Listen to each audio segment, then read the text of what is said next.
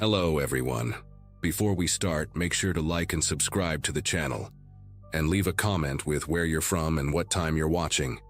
That way, YouTube will keep showing you stories just like this one. Now, let's begin. The summer of 2019 was brutal for me financially. I was 23, halfway through nursing school at UC Davis, and my car had just died. Between tuition, rent, and now needing transportation, I was desperate for quick cash. That desperation led me to the shadier corners of Craigslist, scrolling past the obvious scams and MLM schemes, looking for anything that could help me make rent.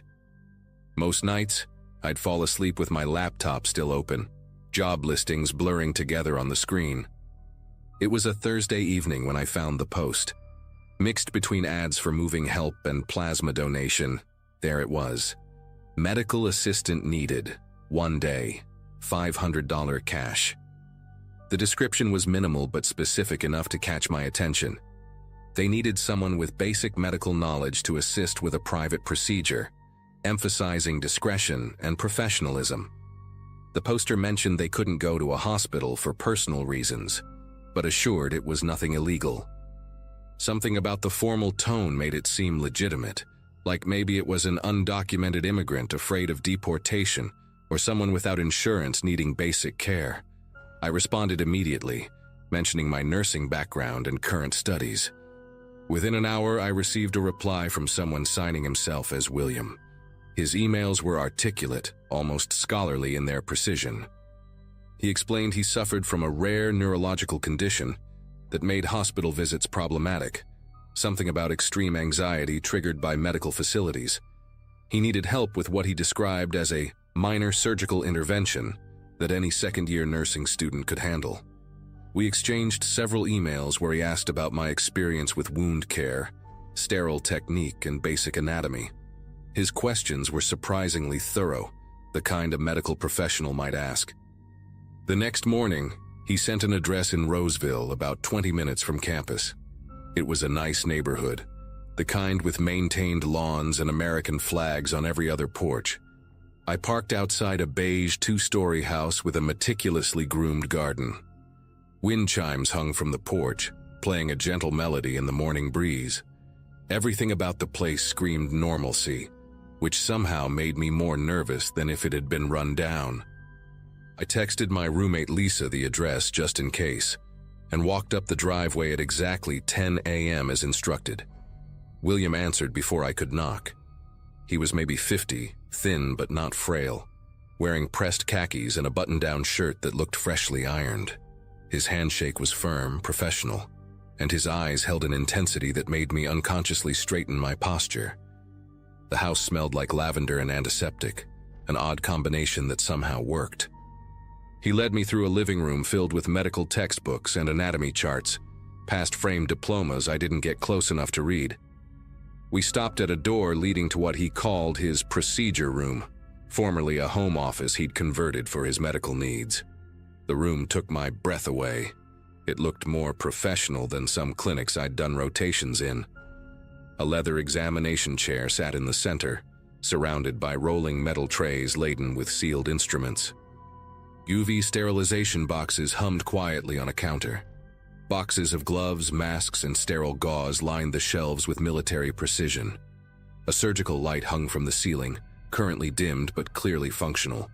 On the main tray, I spotted tourniquets, various forceps, scalpels still in their sterile packaging, and bottles of what looked like lidocaine and betadine. Everything you'd need for minor surgery, all seemingly legitimate medical supplies. William noticed me taking inventory and smiled, a controlled expression that never quite reached his eyes. He walked to a small refrigerator in the corner and pulled out a sealed container. "I appreciate your punctuality," he said, setting the container on the counter. "As I mentioned in our correspondence, I have a condition that makes traditional medical care challenging. Today's procedure is straightforward but requires an assistant to maintain sterile field while I work." He paused, studying my reaction. "I need to remove my left small toe. The tissue has become necrotic due to a circulatory issue, and waiting longer risks infection spreading to the foot. The words hung in the air between us like a physical presence.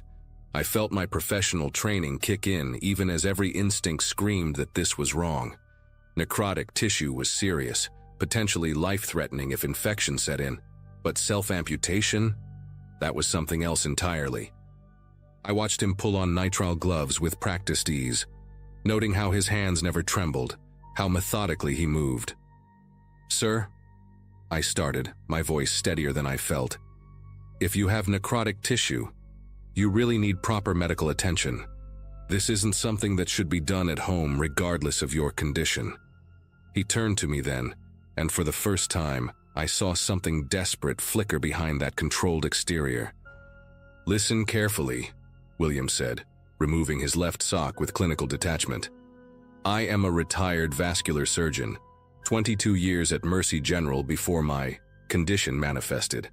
I know exactly what I'm doing and the risks involved." His foot appeared normal except for the smallest toe, which was indeed blackened and clearly necrotic.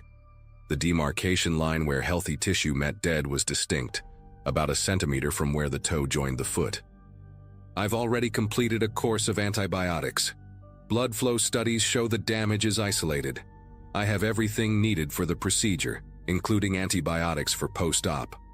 What I cannot do alone is maintain proper sterile technique while operating on myself." He pulled out a manila folder from a drawer and handed it to me. Inside were medical credentials, board certifications, even recent blood work showing no signs of systemic infection. Lab results from Quest Diagnostics dated 3 days ago, imaging studies showing the isolated necrosis.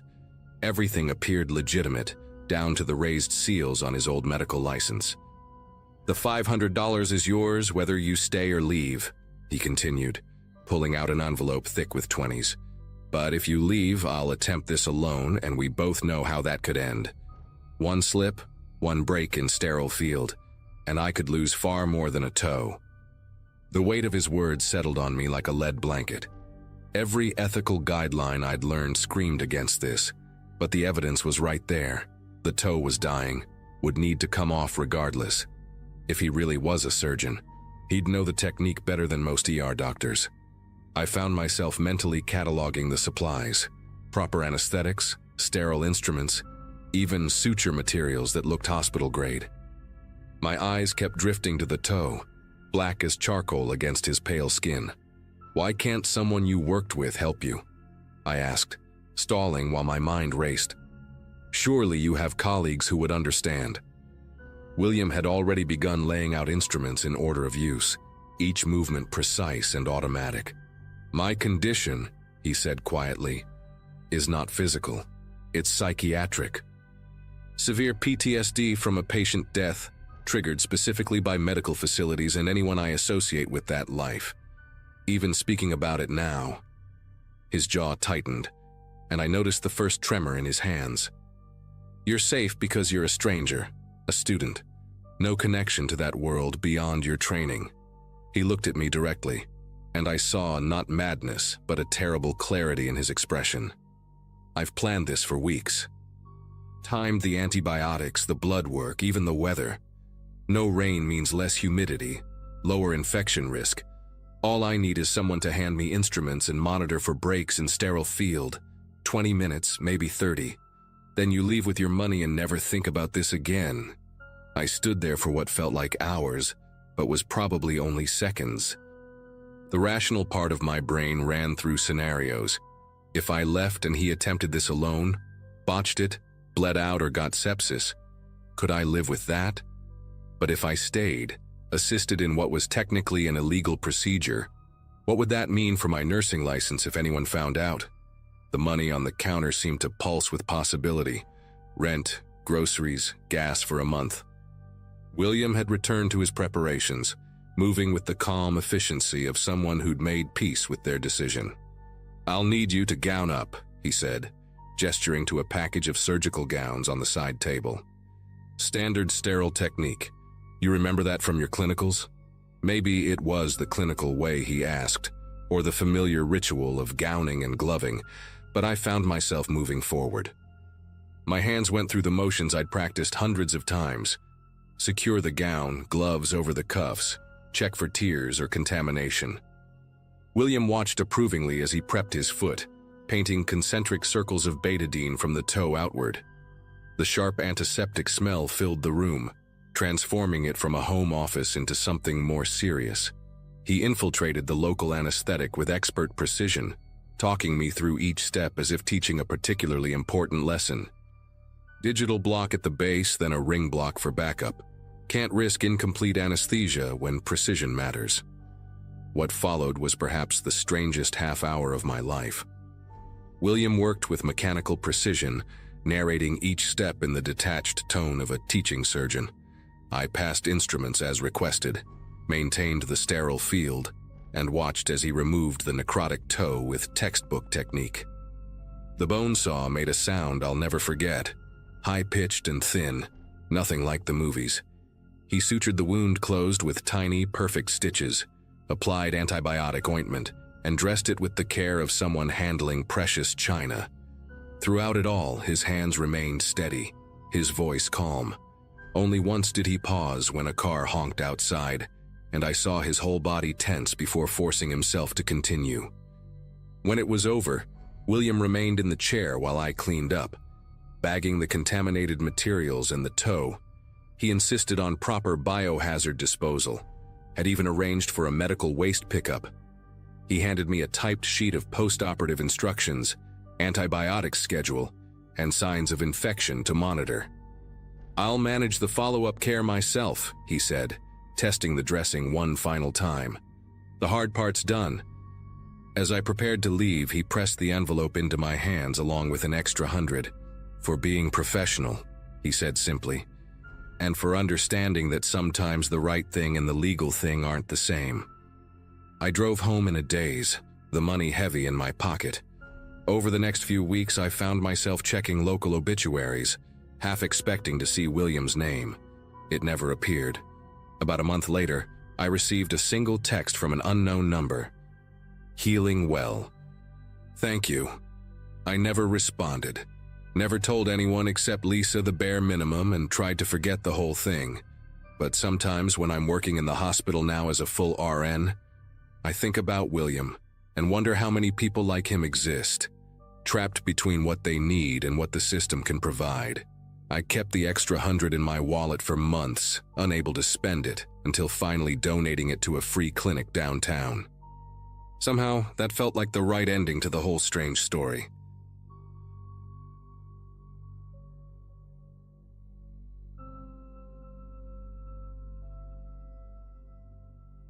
I was 27 and had just moved to Portland after my divorce.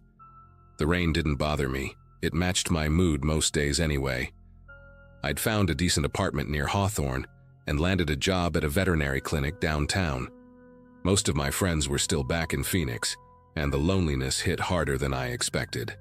That's how I ended up scrolling through Craigslist one night in early October, looking at the strictly platonic section. I know. Not exactly the smartest move, but I figured maybe I'd find someone to grab coffee with, explore the city, just have normal conversations that didn't revolve around sick cats and dogs. His post stood out because it wasn't trying too hard. New to Portland, looking for someone to check out bookstores and food carts with. I promise I know the difference between your and your. Simple, grammatically correct, no red flags. We exchanged a few emails, and he seemed genuinely nice.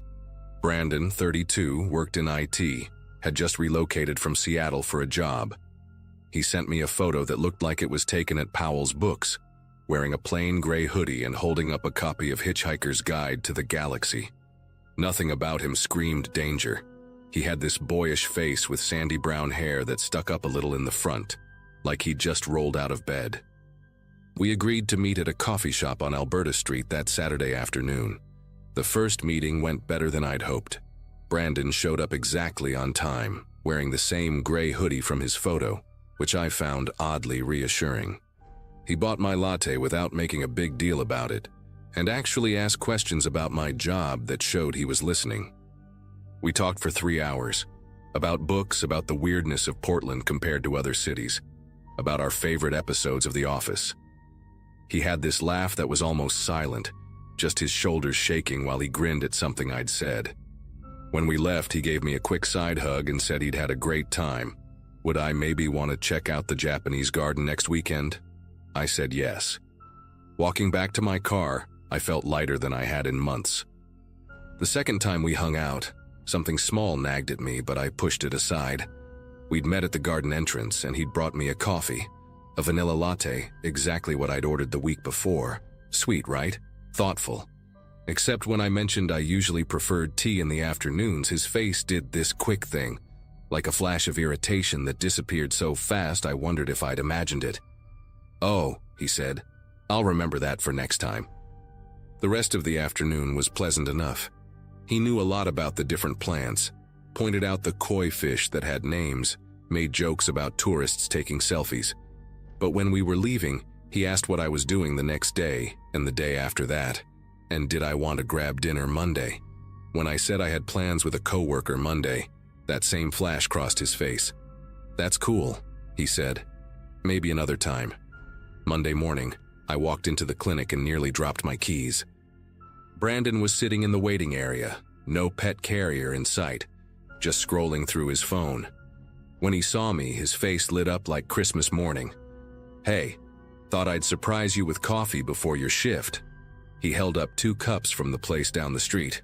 My coworker Jenna raised her eyebrows at me from behind the reception desk. I forced a smile, took the coffee, tea actually, he'd remembered, and walked him outside. "How did you know where I work?" I asked, trying to keep my voice casual. He laughed that silent laugh. "You mentioned it was the clinic on 5th and Washington. Only one there, so..." He shrugged like it was nothing. After he left, Jenna asked who he was. When I explained, she made a face. "Girl, that's a little intense for someone you've hung out with twice." I decided to give him the benefit of the doubt. Maybe he was just awkward, overeager. I'd been there before, getting too excited about a new friendship. But then, Wednesday happened. I was grabbing lunch at a food cart pod near work when I spotted him at a table in the corner. He wasn't eating, just sitting there with a laptop open. When our eyes met, he waved enthusiastically and gestured for me to join him. "What are the odds?" he said when I walked over. My stomach felt tight, but I sat down anyway. We chatted while I ate my banh mi, and he mentioned he'd been working remotely from different spots around the city, trying to find his favorite. Made sense, I told myself. Portland's not that big. We probably just frequented the same areas. Friday afternoon, I was leaving work when I saw the gray hoodie again. This time, Brandon was across the street, leaning against a brick wall, looking at his phone. I ducked back inside before he could see me and watched through the glass door. He stood there for 20 minutes before finally walking away. That night, I got a text from him. "Haven't heard from you in a few days. Everything okay? Want to hang out this weekend?" I stared at the message for a long time before typing back that I was busy, maybe next week. His response came instantly. "Sure, no problem. Let me know when you're free. I really enjoy spending time with you." Something about the way he phrased it made my skin prickle. Saturday morning, I decided to test something. I told my roommate I was going to the farmer's market, made sure to mention it was the one at PSU, not the one closer to our apartment. Then I went to the PSU market as planned. I was examining some late-season tomatoes when I heard that familiar voice. "Hey, stranger." Brandon appeared beside me, canvas shopping bag in hand. "I love this market," he said. "Come here every Saturday." But his bag was empty, and I'd been there 40 minutes without seeing him until just now. I made an excuse about meeting a friend and left quickly, my heart hammering against my ribs. When I glanced back, he was still standing by the tomato stand, watching me go. That night, I couldn't sleep. Every car that passed my apartment made me peek through the blinds. Around 2 a.m., my phone buzzed. A text from Brandon. "Saw you at the market today, but you seemed in a rush. Hope everything's okay." Then another, "Did I do something wrong?" And another, "I thought we were friends." They kept coming one after another until I had 12 messages. The last one made my breath catch. "I just want to make sure you're safe.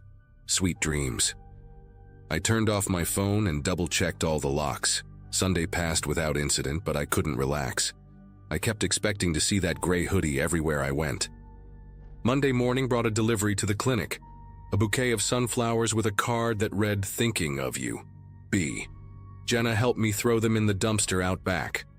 I finally told her everything, and she insisted I should file a police report. But what would I say? That a guy I'd met for coffee was being too friendly? That he happened to be in the same public places as me? I knew how it would sound. That afternoon, though, something changed everything. I was checking my phone during a break when I saw I had a Facebook message from someone named Cheryl Lawson. I didn't recognize the name, but her profile picture showed a woman about my age with tired eyes. Her message was short but devastating. "I found your profile through Brandon's friends list. I'm his ex-girlfriend. Please be careful. He was arrested 6 months ago for violating a restraining order I had against him. He did the same thing to me, seemed perfect at first, then started showing up everywhere. It escalated fast. He installed tracking software on my phone, hid a GPS device in my car, would sit outside my apartment for hours. When I tried to break things off, he broke into my place while I was at work and rearranged all my furniture to how it should be. The police finally took it seriously when he showed up at my sister's wedding in California. He's supposed to be in court-mandated therapy, but I doubt he's going. I moved away from Seattle to get away from him. Please protect yourself." I read Cheryl's message 3 times, each word making my chest tighter. I immediately called the police and filed a report, showing them the messages and explaining the pattern. They said they'd look into it but couldn't do much unless he made a direct threat or tried to make physical contact. I changed my phone number that day, deleted all my social media, and started varying my routes to work. For a week, nothing happened. No sightings, no messages, no surprise visits. I started to breathe again. Then, the following Monday, I came home to find a letter taped to my apartment door. No return address, but I recognized the neat handwriting from the flower card. Inside was a 3-page letter detailing every place I'd been that week, what I'd worn, who I'd talked to. At the bottom, he'd written, "I know you're scared, but you don't need to be. I just want to take care of you. We belong together, and deep down you know it too." I packed a bag and stayed with Jenna that night. The next morning we went to the courthouse together, and I filed for a restraining order. The judge granted a temporary one based on the letter and Cheryl's testimony via phone. When Brandon was served, he apparently broke down crying and told the officer that I was confused, that we were dating, that this was all a misunderstanding. 2 days later, he was arrested for violating the order. The police found him in the parking garage at my work, sleeping in his car with a box full of printed photos of me. Photos from the coffee shop, the garden, the market, even some taken through the clinic windows. The last I heard, he'd taken a plea deal that included jail time and mandatory psychiatric treatment. I never went back to that apartment. I transferred to a clinic in another part of the city and learned to pay attention to those small warnings my gut had tried to give me. Sometimes being polite isn't worth the risk. Sometimes when someone seems too good to be true, it's because they're hiding something that could destroy your life.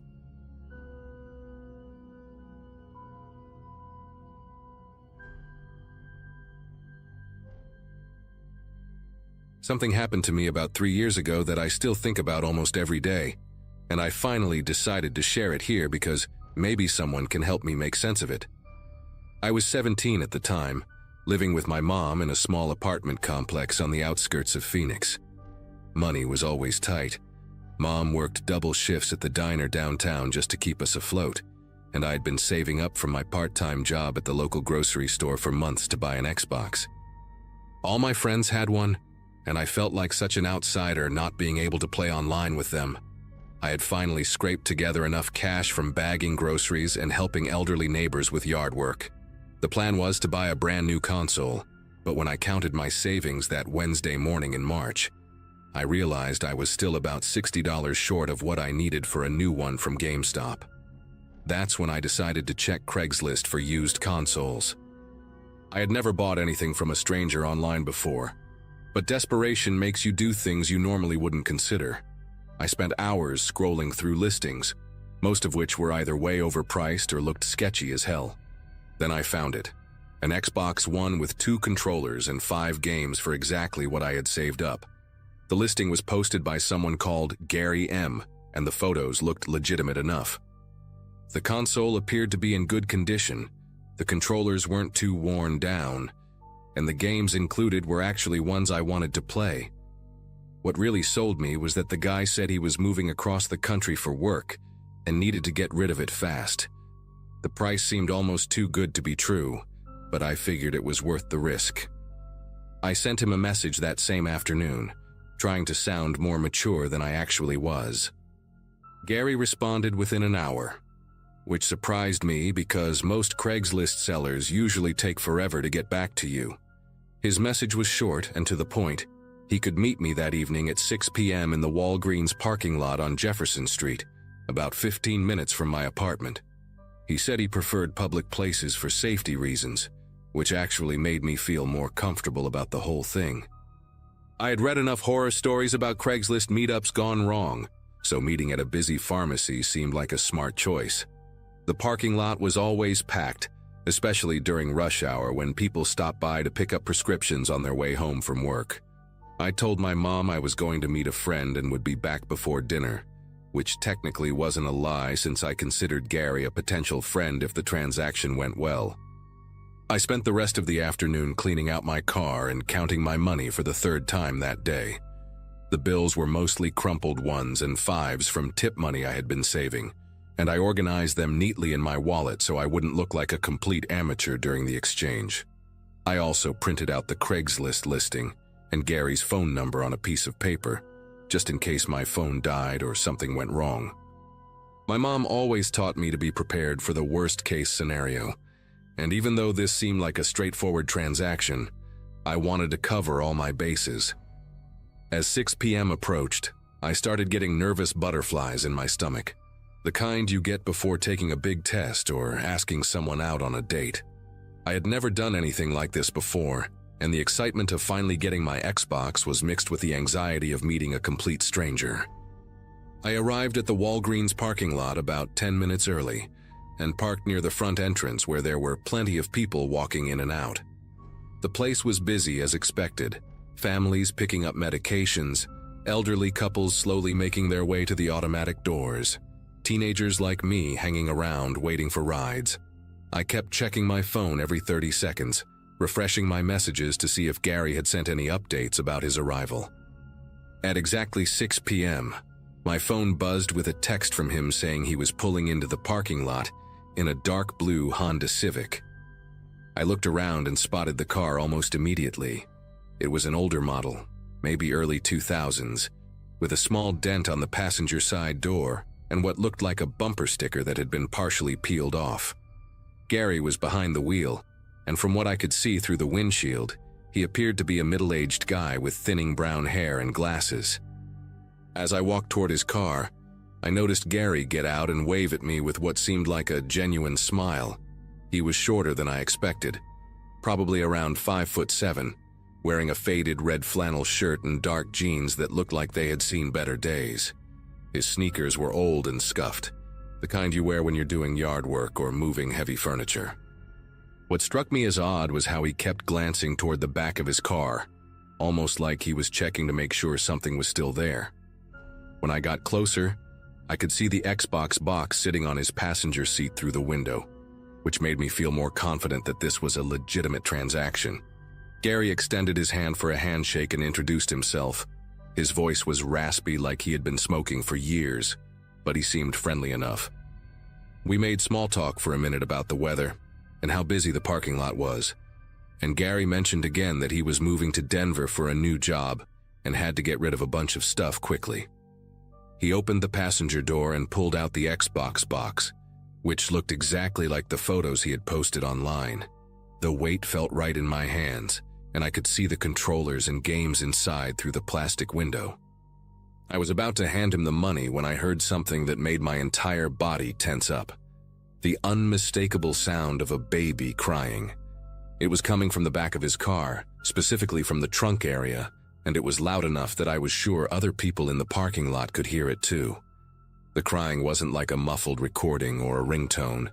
It was raw and desperate, the kind of cry that makes you want to immediately find the baby and comfort it. Gary's entire demeanor changed in an instant. The friendly smile vanished from his face, and his eyes darted around the parking lot like he was checking to see if anyone else had noticed. He practically sprinted to the back of his car, fumbling with his keys as the crying got louder and more frantic. I stood there holding the Xbox box, completely confused about what was happening, but instinctively knowing that something was very wrong with this situation. Gary managed to pop the trunk open just a crack. I couldn't see inside from where I was standing, but the crying stopped almost immediately. He slammed it shut again and turned back to me with a forced laugh, wiping sweat from his forehead even though it wasn't particularly hot outside. "Sorry about that," he said, his voice shaking slightly. "That's just my nephew's kid. The little guy always cries when we go for car rides. My sister asked me to babysit while she runs errands." The explanation didn't make any sense to me. Why would you put a baby in the trunk of your car instead of using a car seat in the back? And why did Gary look so panicked when the crying started? I could feel my heart pounding in my chest as I tried to process what I had just witnessed. Gary was now standing between me and his car, almost like he was deliberately blocking my view of the trunk. He kept talking rapidly about the Xbox, pointing out features and trying to hurry the transaction along, but I wasn't really listening anymore. All I could think about was that desperate crying and how quickly it had stopped when Gary opened the trunk. The whole situation felt like a nightmare, and every instinct I had was screaming at me to get away from this guy as fast as possible. I handed the Xbox box back to him and mumbled something about forgetting my wallet at home, which was obviously a lie since I had been holding my money the entire time. Gary's expression shifted from forced friendliness to something darker when I said I couldn't buy the Xbox. He stepped closer to me, and I could smell cigarettes and something else on his breath that I couldn't identify. "Come on, kid," he said, his voice taking on a more aggressive tone. "You dragged me all the way out here for nothing. I've got other people interested in this thing." I started backing away toward my car, making up some story about my mom calling and needing me home right away. Gary followed me for a few steps, still holding the Xbox box, but stopped when we got closer to the main entrance where more people could see us. I practically ran to my car, got in, and locked the doors immediately. As I was pulling out of the parking space, I saw Gary in my rearview mirror, still standing there watching me leave. What really freaked me out was that he wasn't putting the Xbox back in his car.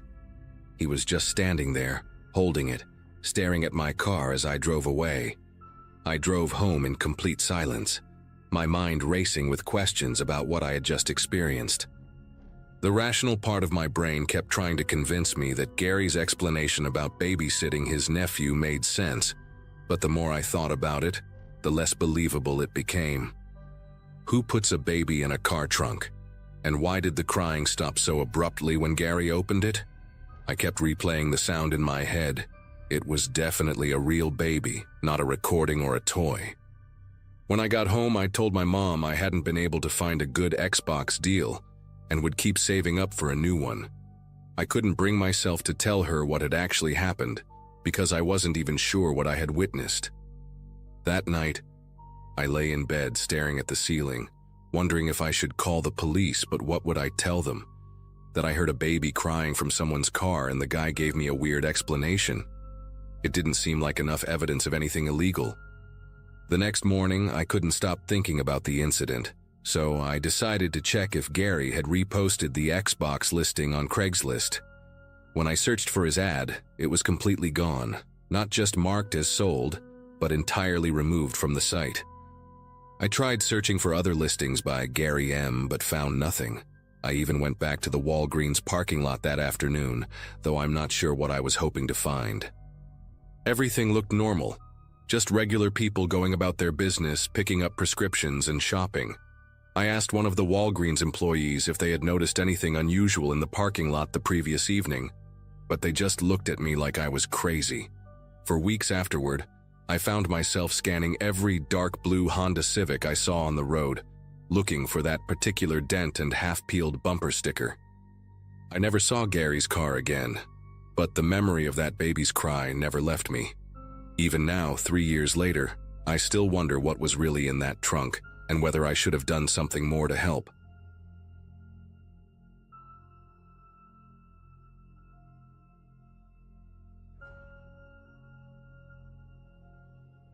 Looking back, I should have trusted my gut about that whole situation, but money was tight, and I needed every dollar I could get. At 34, I was working construction during the day and trying to make ends meet by renting out my power tools on weekends through Craigslist. It wasn't glamorous, but my DeWalt drill set and circular saw were top quality, and plenty of DIY guys in town were willing to pay decent money to borrow them for a day or two rather than buy their own. I'd been doing it for about 6 months without any real problems, mostly just weekend warriors wanting to build a deck or fix up their garage. The system was simple. Meet at a public place, check their ID, collect a deposit plus the rental fee, and arrange a return time. Usually went smooth as clockwork. That particular Friday in November started like any other. I'd posted my usual ad the night before, and by morning I had 3 responses sitting in my inbox. 2 were the typical requests: a guy wanting the drill for cabinet installation, another needing the saw for some fence repairs. But the 3rd email caught my attention because of how specific it was. The sender, who called himself David Chen, said he needed the full set for a basement renovation project and was willing to pay double my usual rate for a 3-day rental. He wrote in perfect English, mentioned he was new to the area and didn't have his own tools yet, and even offered to pay an extra security deposit to show he was serious. When someone's offering to pay that much above asking price, you don't ask too many questions. We arranged to meet Monday morning at the McDonald's parking lot on Elm Street. Neutral territory, plenty of witnesses, security cameras. David showed up right on time, driving a clean, newer model Chevy pickup that looked like it belonged to someone who actually did construction work. He was probably in his late 20s, average height, wearing work clothes that had seen some use but weren't beat to hell. What struck me most was how prepared he seemed. He had cash ready, knew exactly which tools he wanted to look at, and asked smart questions about battery life and blade sharpness. His driver's license looked legitimate when I checked it, and he handed over my asking price plus the security deposit without trying to negotiate. The whole transaction took maybe 10 minutes, and I walked away thinking I'd finally found one of those ideal customers you hope for but rarely get. The plan was simple. He'd use the tools Monday through Friday, then meet me back at the same McDonald's Friday evening to return everything and get his deposit back. Monday and Tuesday passed without incident. I didn't expect to hear from him anyway, since most renters just do their work and bring the stuff back when promised. But when Friday rolled around and 6 o'clock came and went with no sign of David, I started getting that familiar sinking feeling in my chest. I waited in that parking lot for over an hour, calling the number he'd given me every 15 minutes, but it just rang and rang before going to a generic voicemail. By 8 o'clock, I was pissed off and starting to panic, because those tools represented nearly $2,000 worth of equipment. Money I absolutely could not afford to lose. The next morning, I woke up with that gnawing anxiety that comes from knowing you've been screwed over, but not knowing what to do about it. I tried calling David's number again. Still nothing. I even drove back to the McDonald's like maybe he'd show up a day late, with some excuse about family emergencies or work running over. After sitting there for another wasted hour, I decided I needed to take action. I still had a photo of his driver's license on my phone from when I documented the rental, so I had his name and address: David Chen, 1247 Oakwood Drive. I'd never actually tracked down a customer before, but losing those tools would have meant weeks of scrambling to replace them, and I couldn't afford that kind of setback. The address was only about 20 minutes across town, in one of those older neighborhoods where the houses were built in the 70s and had seen better days. When I pulled up to 1247 Oakwood Drive, the first thing I noticed was how wrong everything looked. The house was clearly foreclosed. There was a bank notice stapled to the front door. The lawn hadn't been cut in months, and newspapers were piled up on the porch like nobody had lived there in ages. The windows were dark, some of them boarded up, and paint was peeling off the siding in long strips that fluttered in the breeze. I sat in my truck for a few minutes, trying to make sense of what I was seeing. Either David had given me a fake address, or he'd somehow been using this abandoned place for something.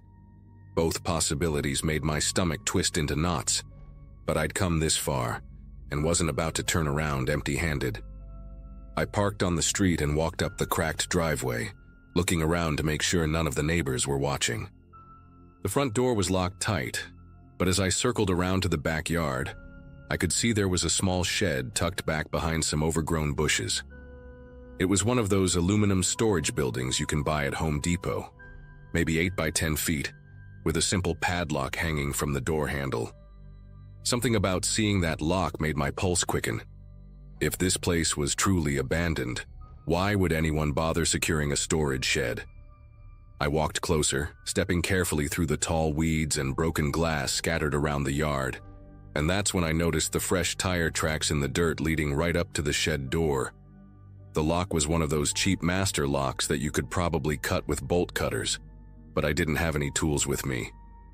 I circled the shed looking for another way in, and found that one of the aluminum panels on the back side was loose, probably from years of weather damage.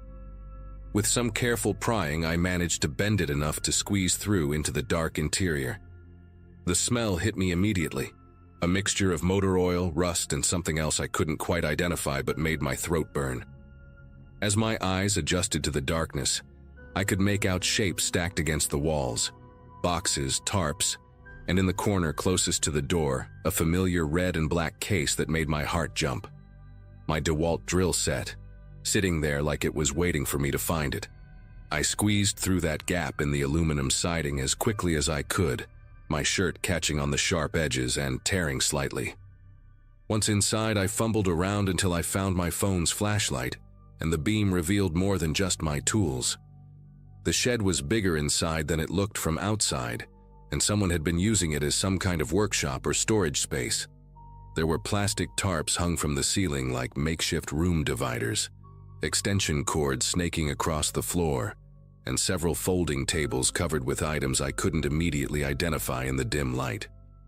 But right there in front of me, clear as day, were my circular saw and the rest of my equipment, arranged neatly on one of the tables like they belonged there. The relief I felt at seeing them was immediately replaced by a creeping dread.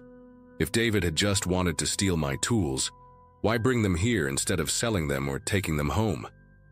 As I moved closer to collect my equipment, the flashlight beam swept across something that made me stop dead in my tracks. There, partially hidden under a crumpled fast food bag, was a work glove, the kind construction guys wear to protect their hands. But this one was stiff with what looked like dried blood, dark reddish-brown stains covering the palm and fingers. My mouth went dry and I felt my heartbeat thundering in my ears as I tried to convince myself it could be anything. Rust, paint, motor oil. But deep down I knew what I was looking at, and every instinct I had was screaming at me to grab my tools and get the hell out of there as fast as possible. I should have listened to those instincts, but curiosity and disbelief kept me rooted in place. I needed to understand what I'd stumbled into, so I forced myself to look around more carefully. That's when I spotted something white poking out from under one of the tarps near the back wall. Using a screwdriver I found on the table, I carefully lifted the plastic, and my flashlight illuminated a torn driver's license.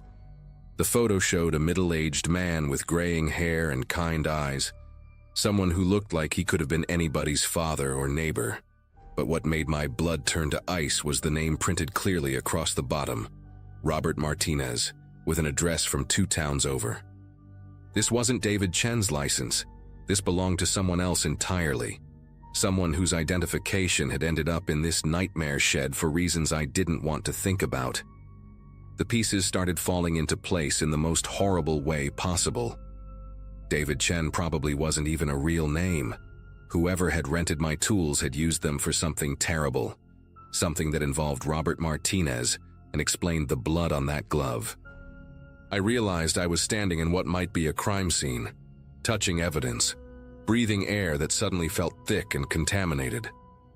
My first instinct was to call the police immediately, but then I remembered that my fingerprints were all over this place now, and I'd broken in illegally. How would I explain finding my stolen tools in a shed behind an abandoned house without sounding like I was involved in whatever had happened here? The whole situation felt like it was spinning out of control, and I needed to think clearly about my next move. I stood there in that shed for what felt like hours but was probably only a few minutes, my mind racing through every possible scenario. The smart thing would have been to leave everything exactly as I found it and call the police from a safe distance. But those tools represented my livelihood. Without them, I couldn't work, couldn't pay rent, couldn't survive. So I made a decision that still haunts me. I carefully gathered up my equipment, wiping down every surface I'd touched with my shirt. I used the screwdriver to push the bloody glove and torn license back under the tarp, exactly where I'd found them, then squeezed back through that gap in the aluminum siding. As I loaded my tools into the truck, I kept expecting police sirens or someone to come running out of the neighboring houses, but the street remained eerily quiet. The drive home was the longest 20 minutes of my life. Every red light felt like an eternity. Every police car I passed made me grip the steering wheel tighter. I kept thinking about Robert Martinez's face on that license, wondering if he had a family somewhere, wondering where he was, if there were missing person reports filed, if detectives were already working his case. But I also couldn't stop thinking about my own survival, about the bills piling up on my kitchen table, and the fact that I was just one missed paycheck away from losing my apartment. By the time I pulled into my driveway, I'd convinced myself that calling the police anonymously was the right thing to do. I could report the location without mentioning the tools or how I'd found the place. I waited until the next evening to make the call, using a payphone at a gas station across town. I told the dispatcher I'd been walking my dog behind the foreclosed house on Oakwood Drive and noticed the shed door was open, with what looked like suspicious items inside. I hung up before they could ask for my name or callback number, then drove straight home and waited. The local news picked up the story 3 days later. Police had discovered evidence related to a missing person case, Robert Martinez, who disappeared 2 weeks earlier after responding to a Craigslist ad about buying used construction equipment. They'd arrested a suspect based on evidence found at the scene, though they didn't release many details about what exactly they'd discovered in that shed. I never found out what happened to the real David Chen, or if that was even a real person whose identity had been stolen. The fake ID was good enough to fool me, but probably wouldn't have held up under police scrutiny.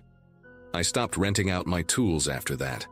Couldn't bring myself to meet strangers in parking lots anymore.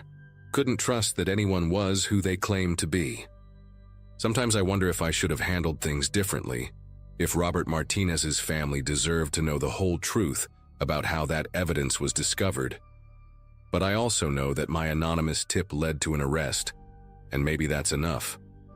Those tools still sit in my garage, and every time I use them for legitimate work, I remember that shed and hope I made the right choice in a situation where there were no good options.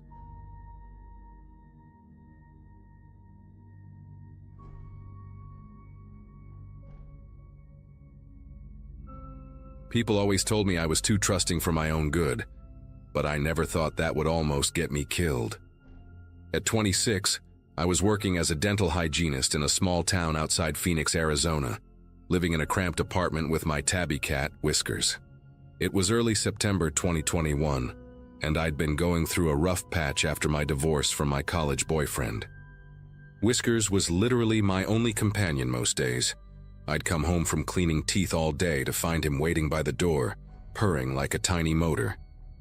My brother Tyler, who was 3 years older and worked construction, always joked that I loved that cat more than most people loved their kids. He wasn't wrong. Wednesday morning started like any other, except when I got up to feed Whiskers, he was nowhere to be found. I searched every corner of my apartment, calling his name until my throat was raw. The bathroom window was cracked open about 6 inches. I always left it that way for fresh air, never thinking a cat could squeeze through such a small gap. But Whiskers was lean and determined when he wanted something. I spent my entire lunch break that day walking around the apartment complex, shaking his treat bag and asking neighbors if they'd seen him. By evening, panic had settled deep in my chest like a stone. The next morning, I posted on every social media platform I could think of and put up flyers around the neighborhood. But the most important thing I did was create a detailed Craigslist ad with Whiskers' photo. A beautiful shot of him sitting in a sunbeam, his green eyes bright and alert. I offered a $200 reward, which was basically my entire grocery budget for the month. But I didn't care. The ad described his distinctive white patch on his chest that looked like a tiny star, his habit of chirping instead of meowing, and how he had a small scar above his left eye from a kitten accident. I included my phone number and begged anyone who'd seen him to call immediately. The response came faster than I expected. Around noon on Thursday, my phone buzzed with an unknown local number. The man's voice was gravelly, like he'd been smoking for decades, and he spoke slowly with what sounded like a slight southern accent. He said his name was Eugene, and that he'd found a cat matching Whiskers' description near his trailer on the outskirts of town. He described the white star marking perfectly, and even mentioned the scar, which made my heart leap with hope. But then he said something that made me pause. He insisted I needed to come out to his place to properly identify the cat, claiming he couldn't bring it to me because it was acting skittish around strangers. The address Eugene gave me was way out on Route 87, past the last gas station, and into an area I'd never explored. He said to look for a blue mailbox with the number 4472 and turn left down a dirt road. Something about his tone made me uncomfortable.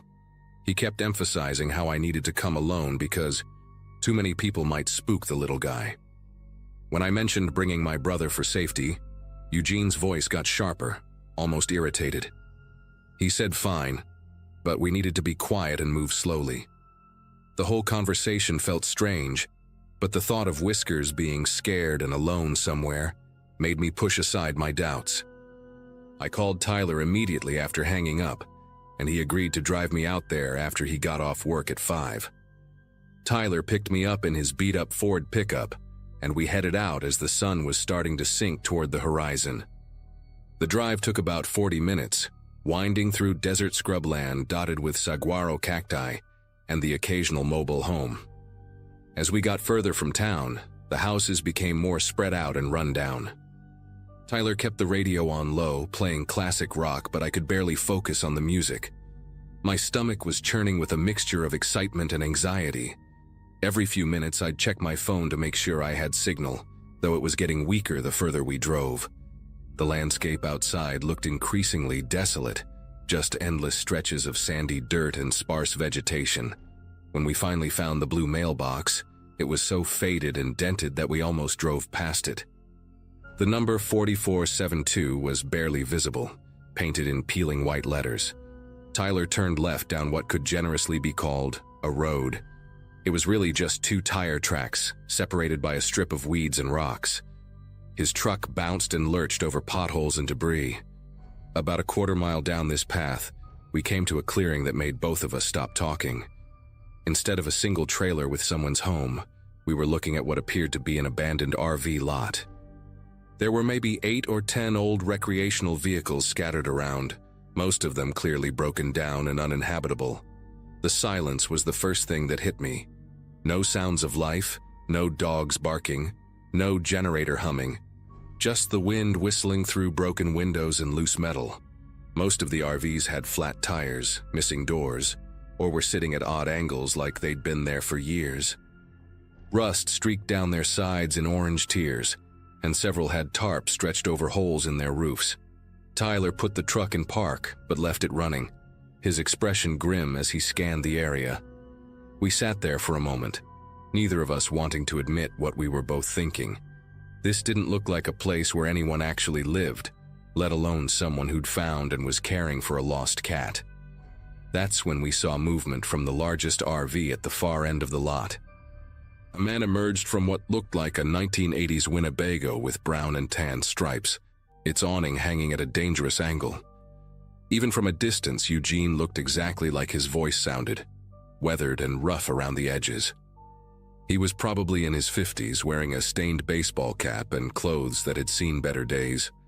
What made my skin crawl was how he stood there watching us, not waving or walking over like a normal person would. He just stared, completely motionless, as if he was studying us. Tyler muttered something under his breath about this being a bad idea, but I was still clinging to hope that maybe Whiskers was actually in there somewhere. Eugene finally started walking toward us, and I noticed he had a pronounced limp favoring his right leg. His face was lean and angular, with deep lines carved around his eyes and mouth. When he got close enough to talk, he didn't greet us normally. Instead, he launched right into insisting we needed to come inside his RV to see the cat. He claimed Whiskers was hiding under his bed and wouldn't come out for strangers, so we'd have to go in and coax him out ourselves. The way he said it felt rehearsed, like he'd practiced this conversation. Tyler and I exchanged glances, and I could see the warning in my brother's eyes. The whole setup felt wrong.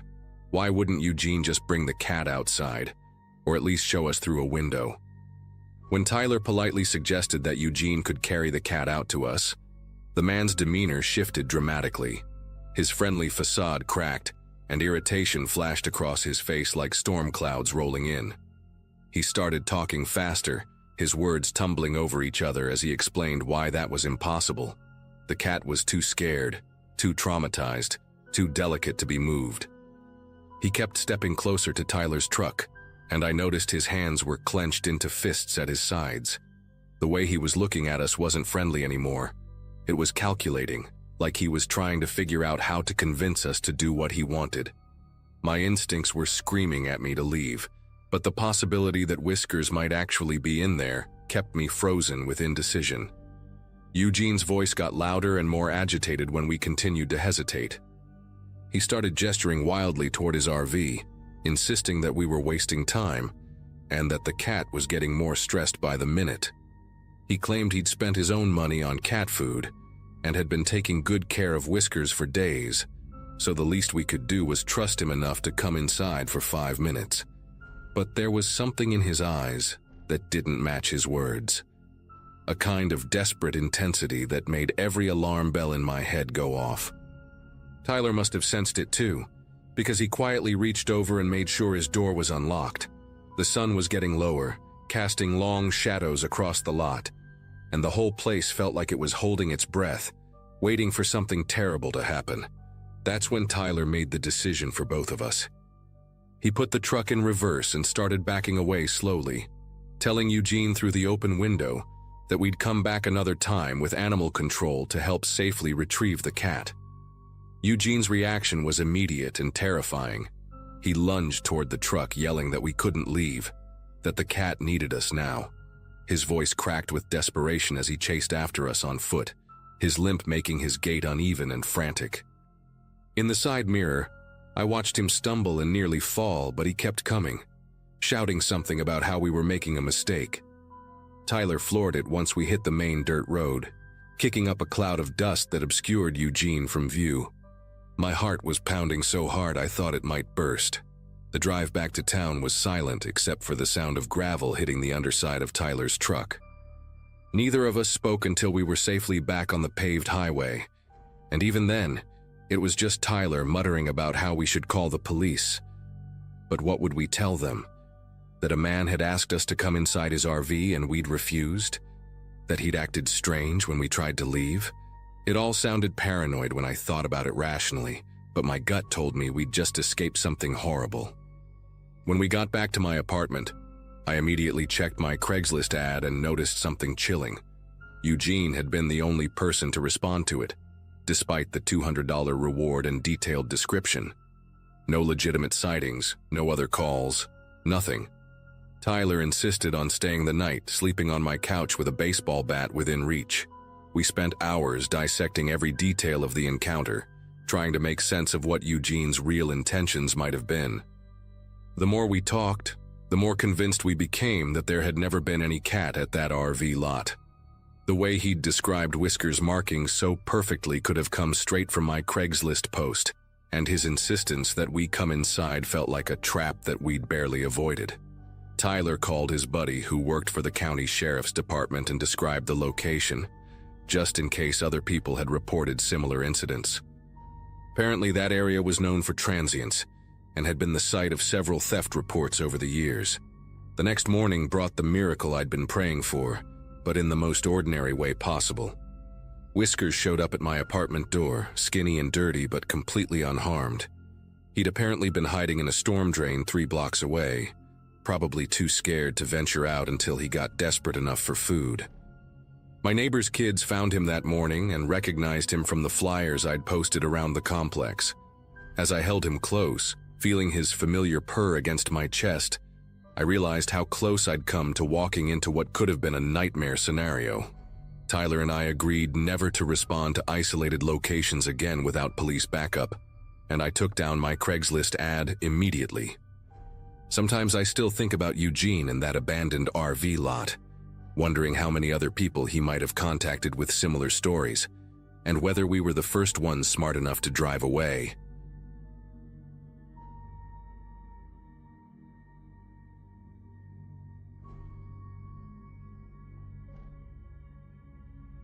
I work night shifts at a packaging warehouse outside Phoenix, so I'm used to being up all hours and having weird schedules.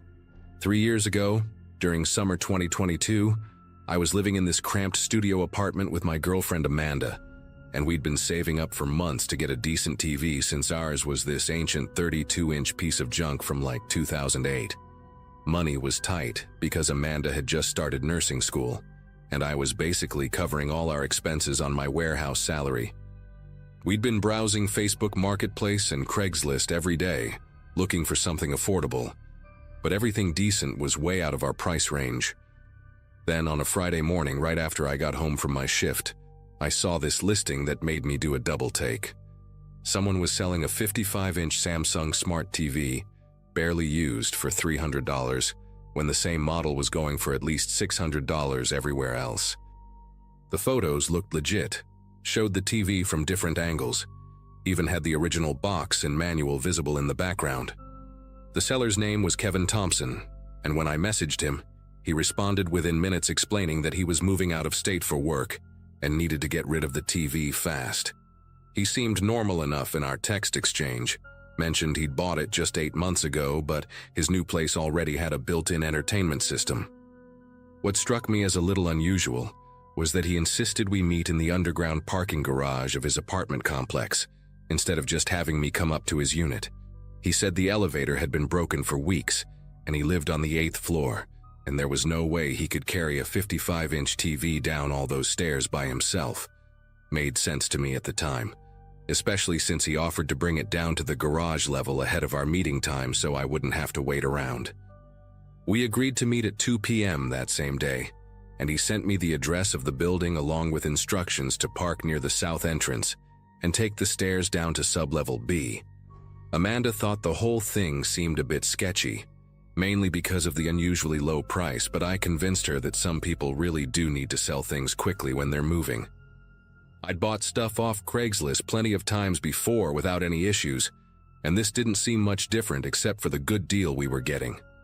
I grabbed the $300 in cash from our savings envelope, told Amanda I'd be back in an hour with our new TV, and headed out in my beat-up Nissan Sentra. The apartment complex was about 20 minutes away in a decent part of town, one of those newer developments with clean brick buildings and well-maintained landscaping. When I pulled into the parking lot, I noticed it was pretty quiet for a Friday afternoon, with only a handful of cars scattered around. The building Kevin had directed me to looked just like all the others, and I easily found the south entrance with the stairwell that led down to the underground garage. The garage was dimly lit, with those fluorescent lights that buzz and flicker, and it had that musty concrete smell mixed with car exhaust that all underground parking areas seem to have. It was bigger than I expected, stretching out in both directions with numbered parking spaces and concrete pillars every 20 feet or so. I checked my phone and saw it was exactly 2 p.m., so I started looking around for Kevin and the TV. The place was eerily quiet except for the hum of the ventilation system and the occasional drip of water somewhere in the distance. I walked deeper into the garage, my footsteps echoing off the concrete walls, scanning the area for any sign of the cellar or a TV box. After about 5 minutes of searching, I spotted something near the far wall, past a row of parked cars. There, sitting by itself against the concrete wall, was a large cardboard box that looked exactly like a TV box, complete with Samsung branding and product images on the side. As I got closer to the box, I could see it was still sealed with the original tape, and it definitely looked like the real deal. The model number matched what Kevin had listed in his ad, and the box seemed heavy enough to actually contain a TV. I pulled out my phone to text Kevin that I'd found the box but didn't see him anywhere, when I heard the echo of footsteps behind me. They were slow and deliberate, not like someone just walking casually through a parking garage. I turned around expecting to see Kevin approaching with an apologetic smile for being late, but instead, I saw a figure about 30 feet away, walking toward me from the direction I'd just come from. The person was wearing dark clothing and had something covering their face.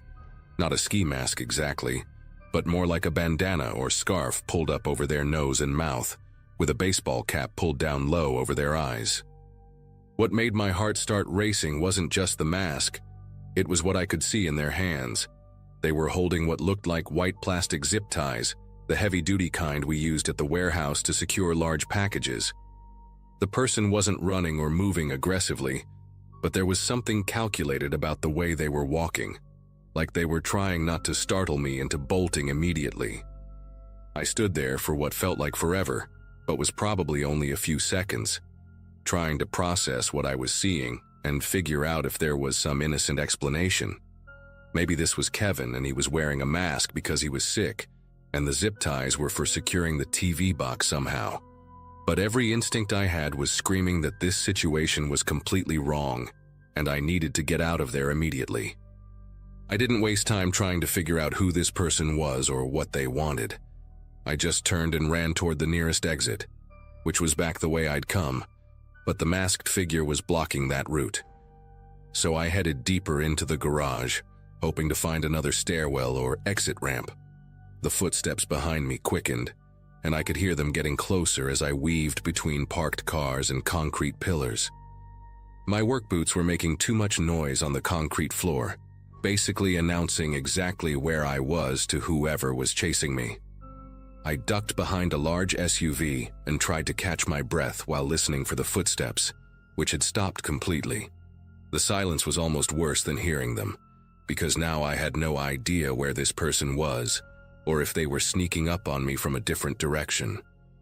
After crouching behind the SUV for what felt like several minutes, I carefully peered around the bumper and saw the garage was empty. No sign of the masked figure anywhere. I waited another few minutes, then made a quick dash for what looked like an exit ramp leading up to street level. I didn't stop running until I was back at my car, and even then I sat there for a while with the doors locked, watching the entrance to make sure no one followed me out. I tried calling Kevin's number several times, but it went straight to voicemail, and when I checked the Craigslist listing later that evening, it had been completely deleted. I never found out who that person was or what they were planning to do with those zip ties, but I'm pretty sure I wasn't supposed to walk away from that garage.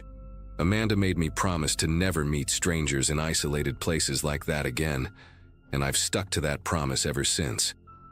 The whole drive home, I kept checking my rearview mirror to make sure nobody was following me. My heart was still pounding when I walked through our apartment door, and Amanda immediately knew something was wrong just by looking at my face. When I told her what happened, she went pale and made me sit down while she got me a glass of water. She kept asking if I was sure about what I saw, not because she didn't believe me, but because the whole thing sounded so surreal. We spent the next hour going over every detail, trying to figure out if there was any logical explanation for why someone would lure me to an underground garage with a fake TV listing. The more we talked about it, the more obvious it became that this was some kind of setup, and I'd basically walked right into whatever trap they'd laid out. Amanda insisted we call the police, so we did. But honestly, they didn't seem too interested when I explained that nothing actually happened to me. The officer who took my report said that without any physical evidence or actual crime being committed, there wasn't much they could investigate. He did say they'd patrol that area more frequently for a few days, and he advised me to be more careful about Craigslist meetups in the future. What bothered me most was that this Kevin Thompson guy clearly didn't exist. The phone number was probably a burner, and the listing had vanished without a trace. Someone had put real effort into creating this elaborate trap, complete with legitimate-looking photos and a convincing backstory about moving for work. It made me wonder how many other people had fallen for similar schemes, and whether I was just lucky to have gotten away. For the next few weeks, I found myself constantly looking over my shoulder whenever I was alone, especially in parking areas or anywhere with poor lighting. Amanda started picking me up from work instead of letting me walk to my car by myself in the warehouse parking lot. We also decided to just save up the extra money for a brand new TV instead of trying to find another deal online. The whole experience changed how I think about meeting strangers from the internet. Now, I insist on public places with lots of people around, preferably during daylight hours. I also started telling my friends and coworkers about what happened, and I was surprised by how many of them had their own stories about sketchy Craigslist encounters, though none quite as scary as mine. The strangest part is that about 6 months later, Amanda found a news article about a string of robberies in our area, where victims were lured to isolated locations through fake online listings. The police had arrested 2 men who were using stolen photos and fake identities to set up meetings in parking garages and empty lots, then robbing people at gunpoint or knife point. The article didn't mention zip ties specifically, but it did say the suspects sometimes restrained their victims before taking their money and belongings. Reading that article gave me chills because I realized how close I'd come to becoming another statistic. I never found out if the Kevin Thompson incident was connected to those arrests, but the timing and methods were awfully similar. These days, I stick to buying electronics from actual stores, even if it costs more. Some deals just aren't worth the risk.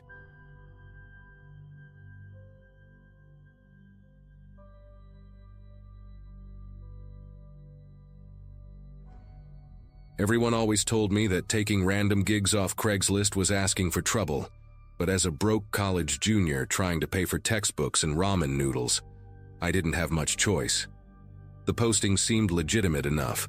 Some guy named Mitchell needed someone to watch his 2 cats for a long weekend, while he visited family in Colorado. $50 a day plus free food from his fridge sounded like a dream compared to my usual diet of instant mac and cheese. I was studying psychology at the local state university, living in a cramped dorm with my roommate Sarah, who had the annoying habit of bringing guys over at all hours. A quiet weekend in someone else's house, getting paid to basically do homework while keeping 2 cats company, felt like winning the lottery. The semester had been brutal. Between my part-time job at the campus bookstore and trying to maintain my GPA for my scholarship, I was running on about 4 hours of sleep most nights. Mitchell seemed nice enough when we met at a coffee shop near campus to exchange keys and go over the house rules. He was probably in his 40s, wearing a wrinkled button-down shirt and khakis that looked like he'd slept in them. His beard was slightly unkempt, and he had this nervous energy about him, constantly checking his phone and tapping his fingers on the table. The cats were named Pepper and Salt. He showed me pictures on his phone of 2 fluffy orange tabbies that looked identical to me. He explained that they were indoor cats, very shy, and would probably hide most of the time I was there. The house was about 20 minutes from campus, in one of those older residential neighborhoods where all the houses looked like they'd been built in the 70s. He handed me a crumpled piece of paper with his cell number and said to text him if anything came up, though he mentioned cell service might be spotty where he was going. Something about the way he avoided eye contact when he said that struck me as odd, but I brushed it off as social awkwardness. The house itself was exactly what you'd expect from a middle-aged bachelor who owned 2 cats. It was clean enough, but everything had that lived-in feeling. Newspapers stacked on the kitchen counter, a few dishes in the sink, and that faint smell of cat litter that never quite goes away no matter how often you clean it. The living room had an old leather couch that sagged in the middle, and a massive CRT television that probably weighed more than my car. The kitchen was small but functional, and Mitchell had left a note on the refrigerator about where to find the cat food and litter box. I'd arrived Friday evening around 6, just as the sun was starting to set, casting long shadows through the windows. The cats were nowhere to be seen, which Mitchell had warned me about. He said they'd probably emerge once they got used to my presence, maybe by Saturday morning. I set my backpack down in the guest bedroom, a tiny space with a single bed and a dresser that looked like it came from a thrift store. The whole place had this quiet, settled feeling, like it had been frozen in time for years. Saturday morning came and went without any sign of the cats, which started to worry me a little. I'd brought enough homework to keep me busy for the entire weekend, 2 psychology papers and about 300 pages of reading for my abnormal psych class. I spread everything out on the kitchen table and got to work, occasionally calling out for pepper and salt, in that ridiculous voice people use when talking to animals. The house stayed silent, except for the occasional creak of settling wood and the hum of the refrigerator. I texted Mitchell around noon to let him know everything was going fine, but I didn't hear back. By evening, I was starting to feel a little creeped out by the complete absence of the cats. I'd searched every room, looked under beds and couches, even checked the closets. It was like they'd vanished into thin air. I tried to convince myself they were just really good at hiding, but something nagging at the back of my mind kept whispering that maybe something was wrong. The house felt too quiet, too empty, like even the cats knew something I didn't. That night was when everything started to get weird. I'd settled into the living room with my laptop, working on a paper about cognitive behavioral therapy, while some mindless sitcom played in the background for company. The house had gotten cold as the sun went down, and I'd found an old Afghan on the back of the couch that smelled faintly of fabric softener and cat hair. Around 11:30, I heard what sounded like footsteps coming from somewhere above me. At first, I thought maybe it was just the house settling. Old houses make all kinds of noises, right? But these sounds had a rhythm to them, like someone pacing back and forth across a wooden floor. Step, step, step, pause. Step, step, step, pause. I muted the TV and listened more carefully, my heart starting to pick up pace. The footsteps continued for maybe 5 minutes before stopping completely. I sat there in the silence, straining to hear anything else, but the house had gone back to its usual quiet hum. I tried to rationalize it. Maybe it was a neighbor's house, sound traveling through thin walls, or pipes expanding and contracting with the temperature change. The footsteps started again around 2 in the morning, just as I was drifting off to sleep in the guest bedroom. This time they were more distinct, more deliberate. I could hear them directly above my room, a slow, measured walk from one end of what sounded like a hallway to the other. The floorboards creaked with each step, and I could even hear what sounded like something being dragged occasionally. My mouth went dry, and I lay there frozen under the covers, barely breathing as I listened. The pacing went on for what felt like hours, but was probably only 15 or 20 minutes. I grabbed my phone and almost called the police, but what would I tell them? That I heard footsteps in an empty house where I was supposed to be the only person. They'd probably think I was some paranoid college kid letting my imagination run wild. When the sounds finally stopped, I spent the rest of the night wide awake, jumping at every little noise the house made, every creak of wood, every whistle of wind outside, every distant car driving by made my pulse spike. Sunday morning brought no relief. If anything, the daylight made everything feel more unsettling, because I could think more clearly about what I'd heard. I decided to text Mitchell about it, keeping my message casual so I wouldn't sound like a crazy person. Hey Mitchell, hope your trip is going well. Quick question, I've been hearing some noises that sound like footsteps coming from upstairs. Is there maybe an attic space where animals could get in? Just want to make sure everything's secure up there. I sent the message around 9 a.m. and went back to my homework, trying to distract myself with reading about dissociative disorders. His response came back about an hour later, and it made my stomach twist into knots. There's no attic in that house. The roof is too low-pitched for any kind of storage space. Probably just settling sounds. Old houses are noisy. How are Pepper and Salt doing? I stared at his text for a long time, reading it over and over. No attic? but I'd clearly heard someone walking around up there, and the sounds were definitely coming from above the ceiling. I spent most of Sunday afternoon trying to convince myself that Mitchell was right, that I'd just been hearing normal house sounds amplified by my imagination and lack of sleep. But as evening approached, I found myself getting more and more anxious about the coming night. I'd still seen no sign of the cats, which was starting to seem less like shyness and more like they simply weren't there. The house felt wrong somehow, like a movie set designed to look lived in, but missing all the little details that make a place feel truly occupied. I noticed that the milk in the fridge had expired 2 weeks ago, and there were no dirty clothes in the hamper in Mitchell's bedroom. The more I looked around, the more it seemed like no one had actually been living there recently. But if that was true, then who had I heard walking around upstairs? And why would Mitchell lie about there being no attic? I kept glancing up at the ceiling, half expecting to see a face peering down at me through some hidden opening. The rational part of my brain kept trying to explain everything away, but my gut was screaming that something was very, very wrong. Sunday night, I couldn't take it anymore. The footsteps had started again around 10 p.m., and this time they seemed more urgent, more aggressive. Instead of the slow pacing I'd heard before, it sounded like someone was moving furniture around up there. Heavy, dragging sounds followed by loud thumps that made the light fixture in my room sway slightly. I grabbed a flashlight I'd found in the kitchen drawer and decided I was going to figure out what was going on, even if it meant looking like an idiot. I walked around the entire house, examining every wall and corner for some kind of access point to an upper level. The house was a simple ranch-style layout. Living room, kitchen, 2 bedrooms, 1 bathroom, all on a single floor. But when I really looked at the structure from the inside, something didn't add up. The hallway seemed shorter than it should be given the external dimensions of the house, and there was this weird dead space near the bathroom that didn't correspond to any room. I ran my hands along the walls, looking for hidden panels or doors, but found nothing except smooth drywall and peeling wallpaper.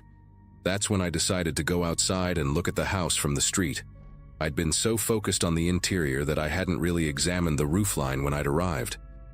Grabbing my jacket and the flashlight, I stepped out into the cold night air and walked to the end of the driveway. What I saw made my knees nearly buckle. There, clear as day on the side of the house facing the backyard, was a small window tucked under the eaves of the roof. It was dark, but it was definitely there. A real window with a frame and everything, not just some decorative accent. The roofline was higher than I'd realized from inside, easily tall enough for a person to stand in an attic space. Mitchell had lied to me. But why? I stood there staring up at that window, my mind racing through possibilities. Maybe he'd forgotten about the attic, or maybe he was renting the house and didn't know about it himself. But even as I tried to come up with innocent explanations, every instinct I had was telling me to pack my stuff and leave immediately. As I stood there in the driveway, debating whether to call someone or just bail, I saw something that made my entire body go rigid with terror. A faint light flickered on behind the attic window just for a second, like someone had turned on a flashlight and then quickly turned it off. My eyes were locked on that window, and I barely dared to breathe as I waited to see if it would happen again. Then slowly, a shadow moved across the glass. It was definitely the silhouette of a person. I could make out a head and shoulders clearly outlined against what must have been some kind of light source inside. The figure seemed to be looking down at me, and even though I couldn't see any details, I had the overwhelming sensation that whoever was up there was staring directly at me. We stayed like that for what felt like an eternity. Me frozen on the driveway, and this mysterious person watching me from a window that supposedly didn't exist. My heart was hammering so hard I could hear it in my ears, and every muscle in my body was screaming at me to run. The spell broke when my phone buzzed with a text message, the sound so startling in the silence that I actually jumped and let out a small yelp. I fumbled for my phone, my hands trembling as I tried to unlock the screen while keeping my eyes on the attic window. The text was from Mitchell. "Everything going okay? Haven't heard from you today." The timestamp showed it had been sent just 30 seconds ago. I looked back up at the window and the figure was gone. just dark glass reflecting the streetlight. But I knew what I'd seen. Someone was living in that attic, someone Mitchell either didn't know about or was deliberately hiding from me. I typed back quickly, "Actually having some issues. Need to talk to you ASAP, can you call me?" His response came back almost immediately.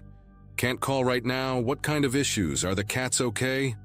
That's when it hit me. In all his concern about my issues, he'd asked about the cats first. The cats I still hadn't seen. The cats that might not even exist. I didn't waste another second outside. I ran back into the house, grabbed my backpack, and started shoving my things into it as fast as I could.